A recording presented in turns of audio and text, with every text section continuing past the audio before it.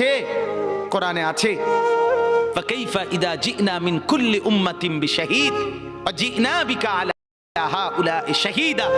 নবীকে বলছে আল্লাহ, বন্ধু আপনার উম্মতের প্রত্যেকের আমলনামা আমি আপনার হাতে দেখাবো, আপনার হাতে, আপনার সামনে পেশ করব, আপনি দেখে কথা বলবেন আমার কাছে। সুপারিশ আপনি কইরেন, মানা নাই, কিন্তু আপনি দেখা করবেন। রাসূলুল্লাহ সাল্লাল্লাহু আলাইহি সাল্লাম যদি হাসরের ময়দানে এরকম আমলনামা খুলে উল্টায় আর পৃষ্ঠার পর পৃষ্ঠা দেখে ফজর নাই, জোহর নাই, আসর নাই, মাগরিব নাই, ঈশা নাই, শনিবার রবিবার, মদ জুয়া, অবৈধ উপার্জন, গান বাদ্য, নাটক, সিনেমা, জিনা, ব্যভিচার, বেহায়া, বেপর্দা সব উল্টায়। আল্লাহর নবী সাল্লাল্লাহু আলাইহি সাল্লাম তখন বলবে, উম্মত কি এটা? উম্মত আমার 23 বছরের এত চোখের পানির কথা একবারও মনে হয় নাই? কি আনছো এটা আমারে? উম্মত তুমি জানো না আমি যে তায়েফের পাথরের আঘাতে পুরা পিঠ চালনির মতো ঝাঁঝরা বানায় ফেলছে আমার? শোনো নাই তুমি?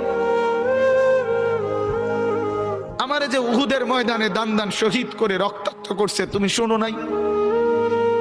আমি যে 14 দিন পেটে ক্ষুধার তাড়নায় পাথর বাঁধছিলাম, উম্মত তোমার মনে নাই?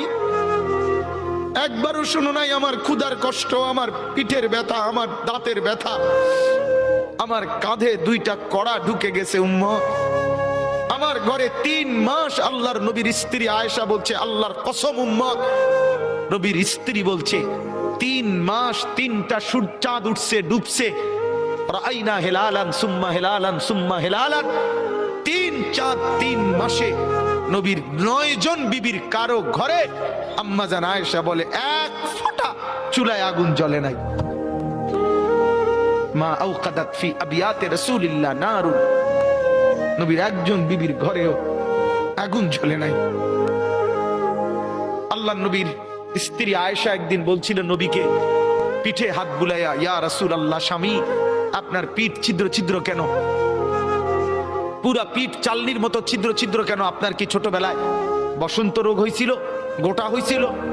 আল্লাহর নবী চোখের পানি ফেলে বলছে, আয়েশা তুমি জানো না আমার এই পবিত্র দেহে তো কোনোদিন মশাও বসে না, মাছিও বসে না, পোকা বসবে কেমনে? আমার পবিত্র দেহে তো হাঁটলে মেশকের গ্রান বের হয়, আমার পেশাব পায়খানাও তো কোনোদিন জমিনের উপরে 1 সেকেন্ড থাকে না, মাটি ফাঁক করে ভেতরে নিয়ে যায়, সেই আমার গায়ে গোটা হবে কেন? আয়েশা এগুলো আমার তায়েফের পাথরের আঘাতের রক্তের দাগ।